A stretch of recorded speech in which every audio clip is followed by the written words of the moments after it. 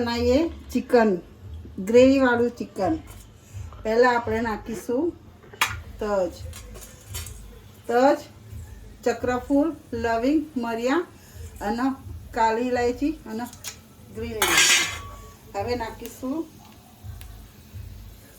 જીરું, પછી કઢી પત્તા। હવે આની અંદર ડુંગળી અને મરચાં।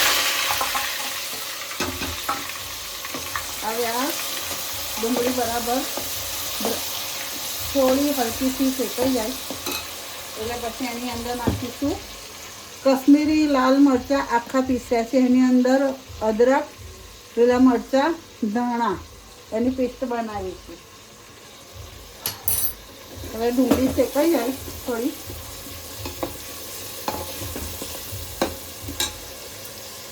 એટલે અદરક મરચાં આ પેસ્ટ બનાવી છે પેસ્ટ અંદર નાખવાની। જો હવે ડુંગળી થોડી ચડી ગઈ છે એટલે આપણે નાખીશું આ ટામેટા અને કશ્મીરી મરચું આખું નાખ્યું છે એની પેસ્ટ બનાવી છે અદરકને બધું નાખી। હવે એ નાખી દઈશું પછી શેકાઈ જાય પછી। ચાલો હવે ચિકનની સાથે જીરા રાઈસ બનાવું છું તો એની માટે હું દાવત ચોખા વાપરું છું। હવે આને કમસે કમ 20 થી 25 મિનિટ પલાળવા પડશે પછી જીરા રાઈસ બનશે। તો અત્યારે હું આ પલાળું છું ચોખા। આ 500 ગ્રામનું પેકેટ છે।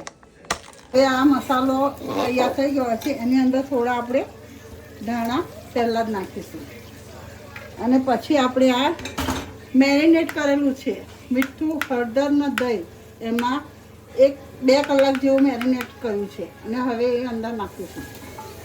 હવે આને બરાબર એને શેકાવા દેવાનું છે દહીંની સાથે જ મસાલામાં જ એને શેકાવા દેવાનું છે। હવે જીરા રાઈસ બનાવવામાં 3 ટેબલસ્પૂન તેલ, સિંગ તેલ છે આ। અંદર જીરું નાખું છું। જીરું બરાબર તળતર થાય એટલે પછી બરાબર જીરું લાલ થઈ જાય એટલે એની અંદર આપણે નાખવાના ચાવલ।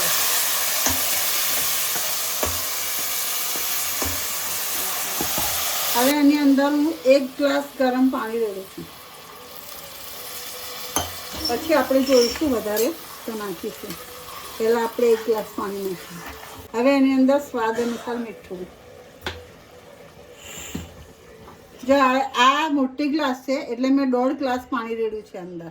500 ગ્રામ ચોખાની અંદર 1.5 ગ્લાસ પાણી અને હવે એને બરાબર હલાવી અને કુકરમાં જ હું બનાવું છું।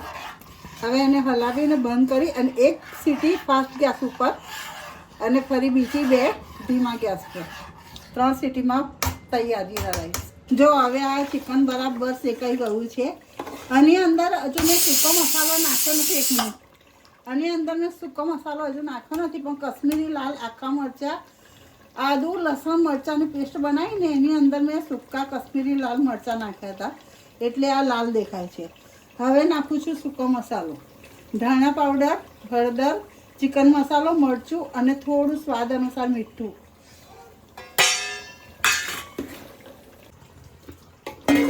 જો હવે આ ચિકન તૈયાર થઈ ગયું છે પણ અમારા ઘરમાં અડધા ગ્રેવીવાળું ખાય છે અને અડધા ખાલી મસાલા ચિકન ખાય છે તો એની માટે હું આ કાઢી લઉં છું મસાલા ચિકન।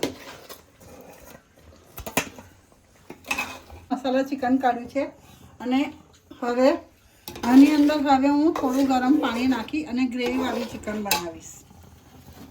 ચિકન કાઢી લીધું। હવે આની પર થોડા ધનિયા નાખીશું આપણે અને હવે આ બીજા આની અંદર ધનિયા નાખી દઈશું અને હવે ગ્રેવી કરવા માટે આ મેં ગરમ પાણી લીધું છે તો આની અંદર ગરમ પાણી નાખી અને પછી જ ગ્રેવી કરવાની। ઠંડુ પાણી કદી નાખવાનું નહીં। જો આ ઉપરથી પાણી નાખ્યું છે। હવે આ ગ્રેવીવાળું ચિકન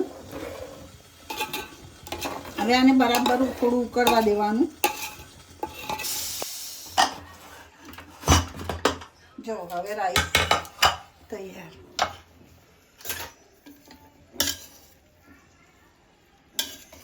એક દાણો છૂટો પડી ગયો અને સરસ તૈયાર થઈ ગયો જીરા રાઈસ।